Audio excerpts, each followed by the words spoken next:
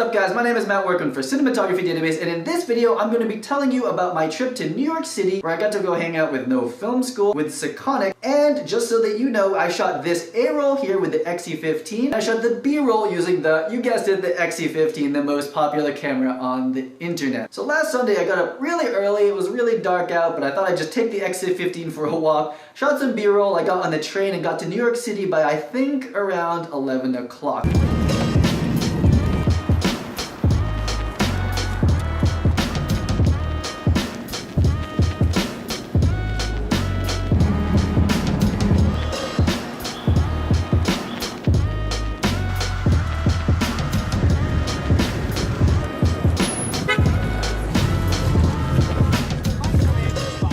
I shot it at Bathhouse Studios. When I got there, I had no idea what to expect, but it was a really big operation for a light test. Usually those things are kind of small. And in the back, they had tented off an area on the white side, and they had 3 models and a bunch of gray cards, and they were basically going through one by one and testing like 30 different LED lights. So those results are going to be posted on No Film School in an article and video. And if that comes out, and when it comes out, I'll put the link in the description below. Much better with that light off. Much better with the light off.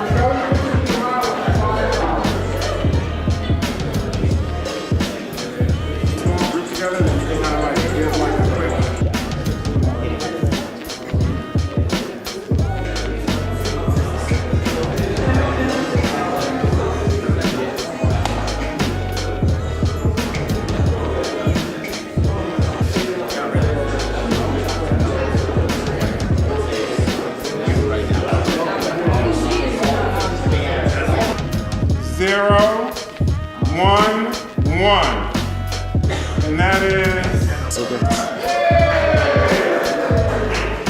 Just give it to the right person. Yeah, exactly. You gave it to the right person. Thumbs up.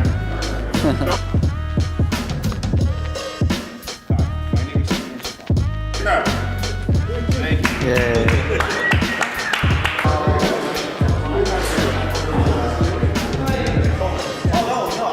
So that was my trip to New York City, and so what do I think about the XC15 having used it for a day? First of all, Canon log in this camera looks really good. It's not as good as the C100 or C300 now, but the Canon log in the exterior footage at night and in the interiors at high ISOs looks really nice. Canon log is in this camera, and if you like Canon log, it does work really well in post in my opinion. Lots of dynamic range, pretty decent in low light as well. Another thing that's a plus about this camera is the ergonomics. When you're actually holding the camera, the rotatable grip, the flip up screen, and the size of it overall, and how it's built, and where the iris button is, where the roll button is, it's all very nicely designed, and it is really nice to hold. Now the one thing that is the big negative, I know a lot of people think there's a lot of negatives, but to me, the only real negative at the price point for what it is, which is a full auto handycam, is the lens. So every time you zoom in just a little bit, it's going to get darker if you're shooting in manual, which is what I actually prefer to do. I leave the white balance auto,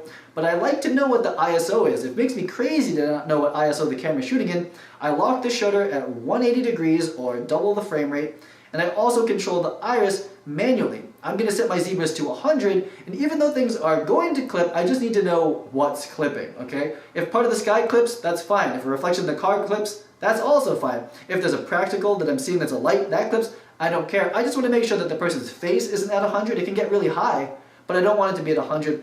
That's how I like to shoot.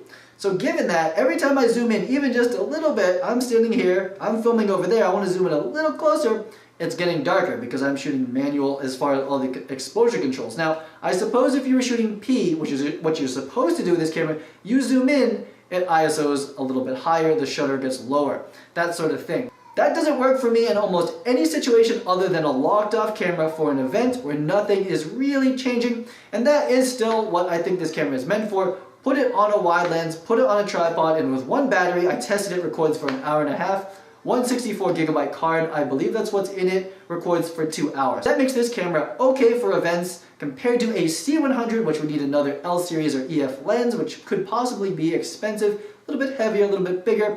This camera still works for that, and I'm going to be filming my next workshop with the wide shot for it. So like I said in my first look video, it is a really good event camera that you're just going to lock off and leave there, throw some real live mics into it, have Canon log, which would do fine in an exterior, but don't expect any bokeh. This camera is not capable of producing anything with shallow depth of field.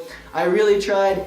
It's not possible. It's not designed to do that. If that's going to make this camera no good for you, then don't get it. But if you're looking for something like this, and especially if you have a C300 or C100, it is an option. And if you were looking for footage from this camera, that's why I made this video, and I hope you enjoyed my story about going to New York City, even if you don't care about the XC15 at all. I will see you guys on the next episode. You get out there and plan better, shoot better.